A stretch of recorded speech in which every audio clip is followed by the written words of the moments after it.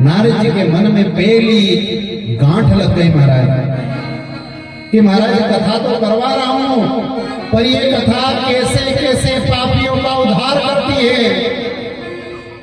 पुण्यात्माओं के लिए तो कथा है ही सही, है ना, भक्त जनों को बहु सागर से तारती, पर महाराज हमने सुना कि पापियों को भी पाप से तारती।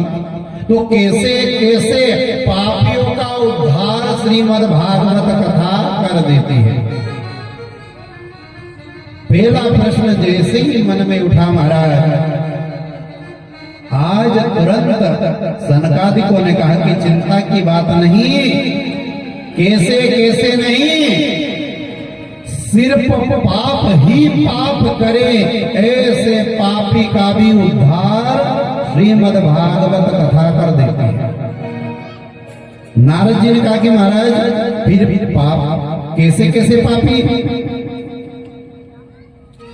कैसे कैसे पापी। महाराज तुरंत कहा ऐसे ऐसे पापी के जीवन में जिसने पाप के सिवा कुछ भी नहीं किया, सिर्फ पाप ही पाप इकट्ठा किए महाराज, अधर्म ही अधर्म किया, ऐसे प्राणी का भी ये भागवत कथा उद्धार कर देती है।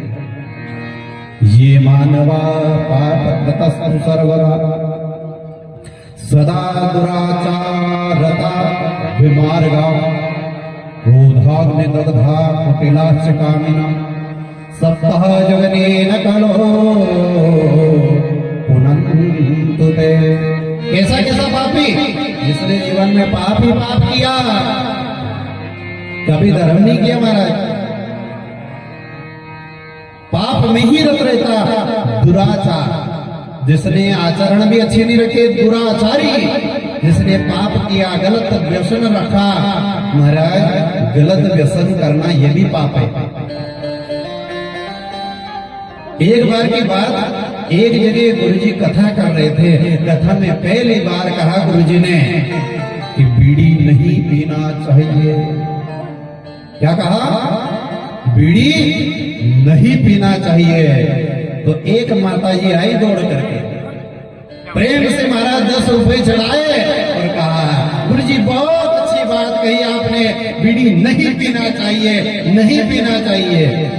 गुरुजी ने दूसरे दिन की कथा में कहा विमल नहीं खाना चाहिए। दौड़ कर आई माता जी, आज 20 रुपए चढ़ाए और कहा हाँ गुरुजी बहुत अच्छी बात कही।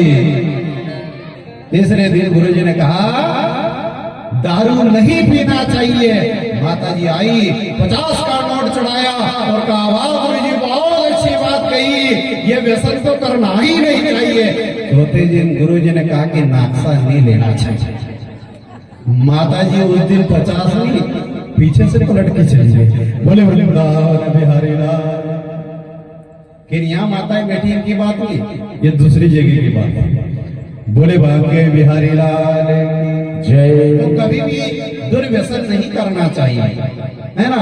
दुराचार बीमार का, जो दुराचार में रत रहता है उसकी बुद्धि खराब हो जाती है। यदि दारू पीने वाला व्यक्ति रोज शराब पिए महाराज, पीते पीते उसकी बुद्धि भ्रष्ट हो जाती है। वो क्या करेगा?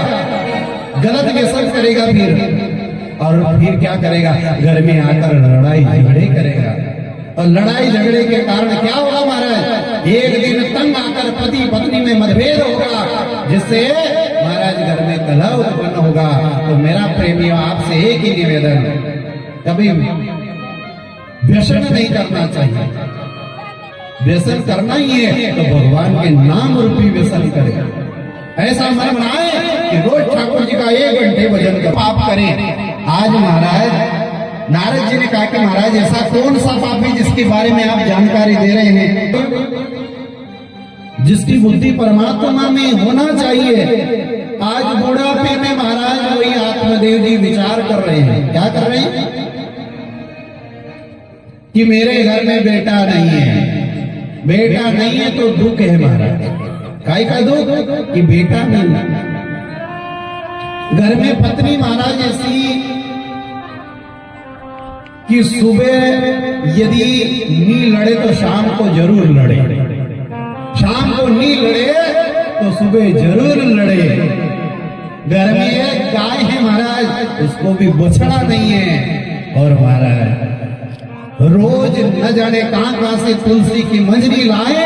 पंडित जी अपने घर के आंगन में जो तुलसी का पेड़ है, माँ चाहती कि बड़ा पेड़ बन जाए, तुलसी रोज लाकर रखे, पर एक भी तुलसी नहीं उगे महाराज। ऐसी स्थिति आज आत्मदेव जी को आत्मग्लानि हो गई। विचार करें कि बिना बेटे के हमें तर्पण कौन करेगा, क्योंकि भारत भूमि तर्पण और अर्पण की भूमि है महाराज। क्या विचार करें, तर्पण कौन करेगा, ऐसा भाव लेकर रो पड़े महाराज। रोते रोते जंगल में गए और अपना माथा पत्थर पर पटकने लगे। विचार करें, ऐसे जीवन से तो मरना अच्छा।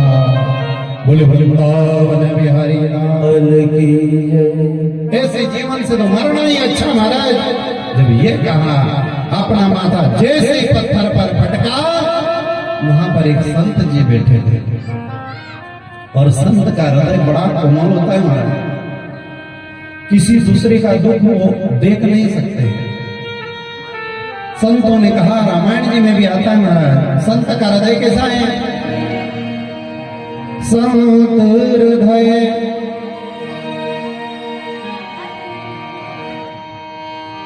संत हृदय नव नीत समान। संत हृदय नीत समान। संत हृदय नव नीत समान। संत हृदय नव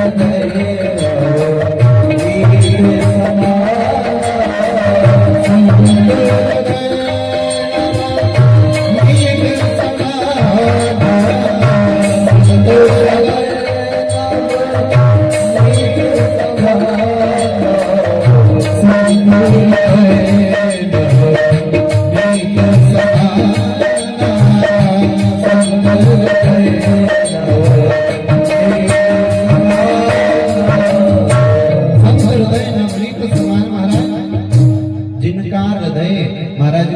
दूसरे को दुखी देकर, हृदय यदि दुखी हो जाए, किसी को सुखी देकर, जिसका हृदय सुखी हो जाए, उसी को संत कहते हैं।